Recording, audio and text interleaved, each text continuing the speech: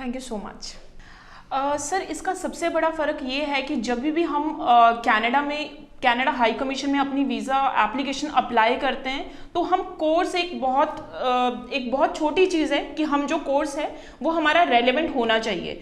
Most of the cases में ये गलती हो जाती है कि हमारा कोर्स रेलेवेंट नहीं है। कोर्स क्यों नहीं रेलेवेंट है, मैं एक एग्जांपल दूंगी। If the student is from mechanical background और स्टूडेंट को अब मैकेनिकल के रिलेटेड कुछ करना नहीं है, स्टूडेंट चाहता है कि मैं कुछ कोर्स कर लूँ like human resource management which is totally different, तो वहाँ पे एक प्रॉब्लम आ जाता है। Because as per the embassy उनकी ऑब्जर्वेशन ये है कि आपने 4 साल अपने मैकेनिकल डिग्री में लगाए हैं, अब आप बिल्कुल अपनी फील्ड चेंज कर रहे हो, तो कोर्स रेलेवेंसी एक सबसे बड़ा रीज़न है अगर आपका कोर्स नहीं रेलेवेंट हो। दूसरा, जैसे कि आप सबको पता है कि जब कोविड के टाइम पे मोस्ट ऑफ द सारी कंट्रीज क्लोज हो चुकी थी, यानी कि वो वीज़ा एप्लीकेशंस नहीं ले रहे थे, then Canada was the country जो कि एप्लीकेशन एक्सेप्ट कर रही थी।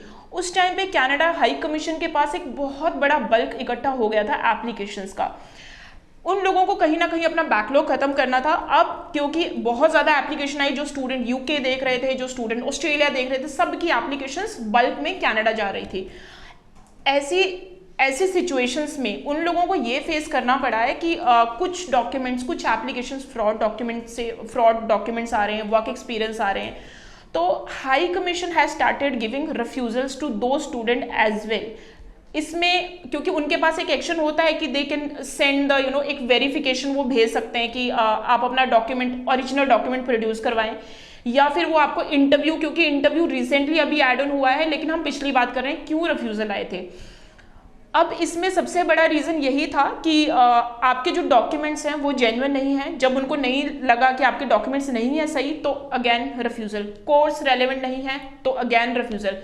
थर्ड सबसे बड़ा पॉइंट है, हालांकि हमने अब कुछ एप्लीकेशंस नॉन एसटीएस में लॉन्च करी है and we got the high success rate, but अगर मैं ओवरऑल बात करूं तो अगर हम नॉन एसटीएस यानी कि पीटी के ऊपर फाइल लगा रहे हैं तो again students are getting the refusals.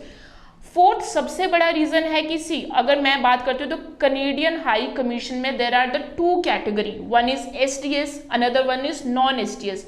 STS का मतलब है कि अगर स्टूडेंट के 6 ईच हैं, उसने 1 ईयर की ट्यूशन फीस पे करी है, उसने जीआईसी पे किया है, देन ये जो कैटेगरी है ये एसडीएस में आएगी। लेकिन इससे उल्टा, यानी कि स्टूडेंट के 1 में 5.5 है, 2 में 5.5 है और स्टूडेंट ने हाफ ईयर की ट्यूशन फीस पे करी है, जीआईसी पे करा है, तो ये नॉन एसडीएस में कंसीडर होता है।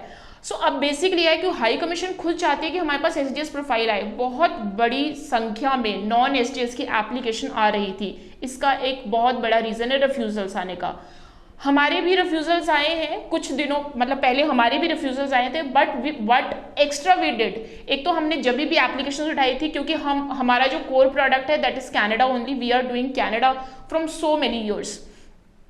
हमने जितनी भी एप्लीकेशंस करी थी, फर्स्ट एक चीज हमने देखा था, कोर्स शुड बी रेलेवेंट। अगर रिफ्यूजल आ भी गया तो हमने एक स्ट्रॉन्ग अपील के साथ एप्लीकेशन को दोबारा से रीलॉन्च किया था। सो जब आप अपील का मतलब है कि आप प्रॉपर अपना, आपकी एसओपी में प्रॉपर जस्टिफिकेशन हो, आप स्पेशली इस कोर्स करने के लिए क्यों जा रहे हैं। मैं आपको एक एग्जांपल देना चाहूंगी। अगर एक स्टूडेंट है, कॉमर्स बैकग्राउंड का स्टूडेंट है and student is going for international business, so उसका एक प्रॉपर रीजन होना चाहिए कि आप इंटरनेशनल बिजनेस करने के लिए कनाडा ही क्यों जा रहे हैं, व्हाई नॉट इंडिया। इस चीज का एक प्रॉपर जस्टिफिकेशन के साथ अगर आपकी अपील लगती है तो वीजाज आते हैं and we got the visas as well. So ये एक नेवर एंडिंग टॉपिक है जिसमें मतलब मेरे बहुत सारे इनपुट्स हैं, बट दिस इज मैं आपका ज़्यादा ना समय लेते हुए, दिस इज माई ऑब्जर्वेशन कि इस वजह से हमारे रिफ्यूजल्स आए हैं और क्या फ़र्क है मार्केट में और हमारे वीज़ा सक्सेस रेट के अच्छा होने की।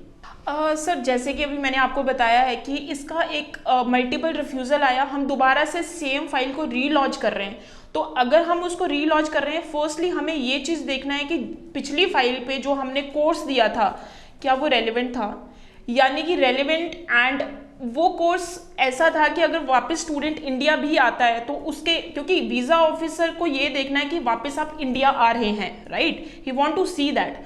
तो इंडिया में उसके क्या जॉब एस्पेक्ट्स हैं।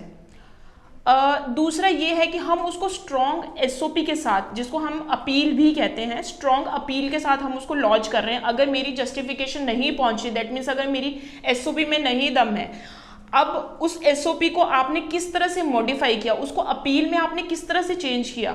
आप अपने रिफ्यूजल रेट पे, रिफ्यूजल लेटर पे देख सकते हो, बहुत सारे रिफ्यूजल लेटर में एक कॉमन रीजन आता है कि आपके वापस आने का एज सच कोई रीजन नहीं है। तो अगर आपका, ये बहुत कॉमन रीजन है जो कि most of the, I can say 90% students को यही रीजन आ रहा है। सो अगर ऐसा कुछ है तो that means your intentions are not clear, और जहां पे आपकी इंटेंशंस क्लियर नहीं है तो वहां पे आपके पास एक टॉपिक मिल जाता है कि आपने अपनी इंटेंशन कैसे क्लियर करवानी है। आप इंटरनेशनल बिजनेस के लिए जा रहे हैं तो इसका ये है कि ओके, तो दैट मीन्स आप पढ़ने के लिए ही जा रहे हैं, पहली चीज। दूसरी चीज, ये कोर्स कंप्लीट करने के बाद आपके क्या फ्यूचर एस्पेक्ट्स हैं, इन चीज़ों को अगर हम अपनी एसओपी में एक थोड़ा सा अच्छे क्रक्स के साथ करें तो डेफिनेटली वीज़ा आता है। हमने भी यही ट्राई किया है and we got the visa.